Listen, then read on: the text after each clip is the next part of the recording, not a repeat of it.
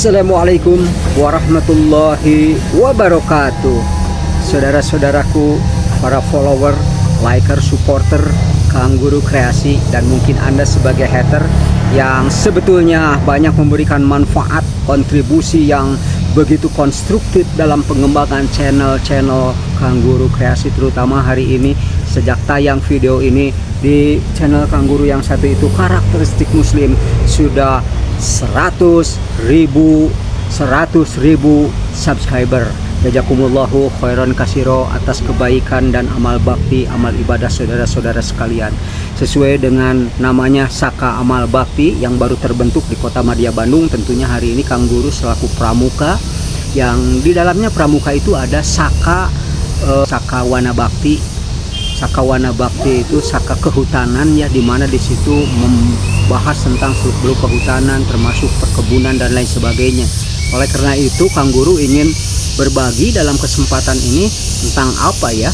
Tentang integrated farming. Tentang integrated farming yaitu satu kesatuan yang terdiri daripada unsur-unsur yang saling terkait, saling membutuhkan, dan akhirnya menuju satu visi yang lebih luas, yaitu terciptanya kemandirian pupuk, kemandirian pangan, kemandirian sumber daya yang kita miliki di sekitar kita, ya. Jadi intinya integrated farming itu konsepnya adalah konsep kita memiliki berbagai sarana yang kait mengkait, dukung mendukung, tunyang menunjang. Di antaranya kita memiliki balong di rumah atau di sekitaran rumah kita, walaupun tidak seberapa lah, kecil, tetapi di situ sebagai tumpang sarinya kita tanami dengan pohon-pohonan yang sekiranya menunjang proses pencapaian yang lain. Ya, di antaranya kita memelihara ayam, ternak, itik, bebek, kambing, dan lain sebagainya.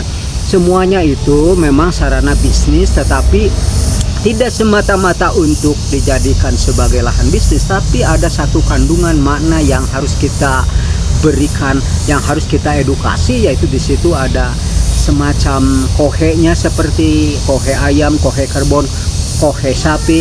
Di situ bisa kita hasilkan pupuk kompos, karena tanpa kohe itu pupuk kompos tidak akan maksimal, tidak optimal jadinya. Oleh karena itu kita punya balong. Di balong itu terjadi ekologi, ekosistem balong, ya. Nah, ada ikan juga terjadi mengkomposisi air di situ, mengkomposisi kolam ikan. Kemudian di situ maka ikan-ikan menjadi tambah besar. Kemudian juga ayam juga kotorannya yang berceceran masuk ke dalam balong itu didekomposisi, difermentasi, lalu dimakan oleh ikan. Ikannya tanpa kita berikan pakan itu terjadi kemandirian pakan. Maka oleh karena itu dari kotoran ayam saja kita memiliki balong, memiliki lahan yang tadi sudah disebutkan bisa ditumpang sarikan. Di pinggir-pinggir balong kita tanam cabai, kita tanam jagung. Jagung itu bisa kita jadikan sebagai bahan-bahan pupuk, itu batangnya untuk jadikan pupuk kompos, kemudian daun-daunnya untuk makanan ternak sapi atau ternak kerbau atau sapi lah, ya, kalau kerbau rumput mungkin. Nah, di situ terjadilah satu kebutuhan, yang kebutuhan itu bisa diberikan kepada unsur-unsur lainnya. Jadi terjadilah saling menjadikan mata rantai yang saling kait mengait, membutuhkan dan saling tunyang menunjang. Itu adalah sebuah integrated farming yang dimaksudkan oleh konsep ini. Nah, saudara-saudaraku sekalian, di kebun ini Kang Guru akan coba telisik nanti apa kira-kira yang bisa diintegrasikan. Yaitu di sini tidak hanya tanam satu jenis tumbuhan. Ketika tanaman itu misalkan jagung itu terserang oleh hama, maka terjadilah kita berpikir kenapa terjadi hama, maka tanaman jagung itu dihilangkan dan diganti dengan varietas yang lain. Misalkan ditanami cabai, ternyata cabai lebih bagus tumbuhnya daripada jagung. Nah, disitulah kreativitas seorang petani perkebunan atau di pertanian dan peternakan. Itu terjadi sebuah integrated yang semuanya subhanallah memberikan pelajaran yang luar biasa bermaknanya kepada kita.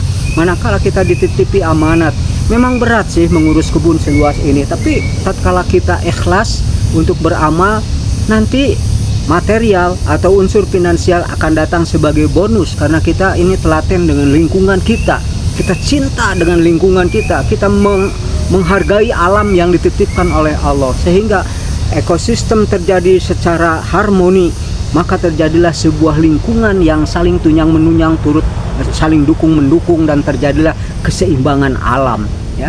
Di dalam pupuk misalkan di bawah rumpun pohon bambu itu ada unsur hara yang luar biasa ya. Di situ ada humus ya, ada bakteri. Bakterinya tentu ada yang negatif, yang positif, tetapi bakteri yang kuat, yang lebih unggul di situ mengalahkan yang negatifnya.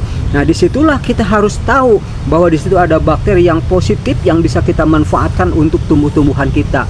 Maka yang tadinya sepele, yang namanya humus bambu, tanah-tanah kering atau daun-daun bambu yang tercecer begitu saja, untuk seorang petani yang mengerti konsep integrated farming, di situ ada sebuah unsur kehebatan Allah, ada unsur manfaat yang harus kita gali.